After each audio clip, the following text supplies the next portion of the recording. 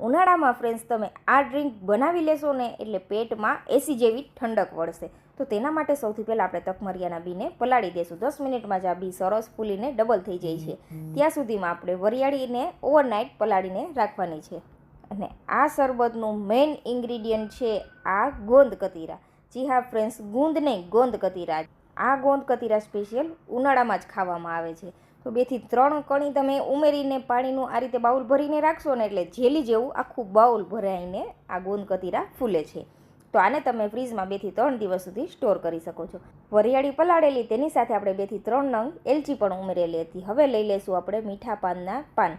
આ રીતે નાગરવેલના પાન લઈ લેવાના, ધોઈને સરસ કોળા કરી દેવાના અને દાંડીનો ભાગ છે તે આપણે હટાવી દેવાનો છે. આ રીતે રફલી તોડી લેવાના છે. તો હવે આપણે મિક્સર જારની અંદર વરિયાળી ઉમેરી દઈશું અને જે પલાળેલું પાણી હતી તે પણ સાથે ઉમેરી દેવાનું છે. અને જે આપણે પાનના ટુકડા કરેલા તે પાન અને થોડું ગુલકંદ ઉમેરીને આ બધી વસ્તુની બિલકુલ ફાઇન એવી પ્યોરી તૈયાર કરી લેવાની છે. તો આ રીતની આપણી પ્યોરી તૈયાર છે. હવે જેટલી વરિયાળીની પેસ્ટ થઈને એની ડબલ આપણે ખાંડ લેવાની છે. ખાંડની જગ્યાએ તમે અહીંયા સાકરનો ઉપયોગ પણ કરી શકો છો. હવે જે આપણે પેસ્ટ તૈયાર કરેલી હતી તે ઉમેરી દઈશું. ખાંડ ઓગળી જાય ને પછી ટોટલ આ મિશ્રણને આપણે 20 મિનિટ માટે પકાવવાનું છે. 20 મિનિટ પછી તેમાં ચપટી ફૂડ કલર ઉમેરી દેવાનું છે. ટોટલી ઓપ્શનલ છે, પસંદ હોય ને તો જ ફૂડ કલર ઉમેરજો.